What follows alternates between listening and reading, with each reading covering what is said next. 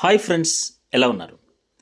ఒక రాజ్యంలో ఆవులు కానీ గేదెలు కానీ ఎటువంటి జంతువులు పరిచయం లేనటువంటి ఆ రాజ్యంలో ఆ రాజు దగ్గరికి ఒక బిజినెస్ మ్యాన్ ఏం చేశాడంటే, రాజుగారికి ఒక బహుమతి ఇస్తాను, సర్ప్రైజ్ చేస్తానని చెప్పి వెళ్ళి పాలు ఇచ్చాడు.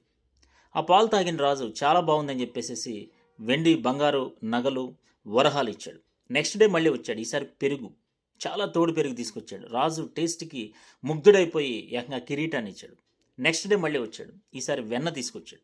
అప్పుడు కూడా రాజు చాలా సంతోషపడి, అసలు ఇవన్నీ తీసుకొస్తున్నావు, వేట్ల ద్వారా తయారవుతున్నావు, దాన్ని తీసుకురా అని చెప్పి అడిగాడు.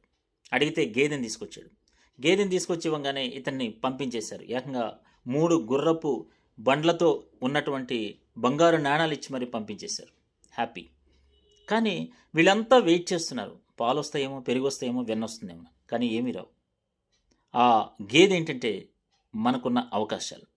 ఓకే, మనకి స్కిల్ ఉంటేనే మన అవకాశాలు సక్సెస్ఫుల్గా మనం ఉపయోగించుకోవచ్చు. Thank you.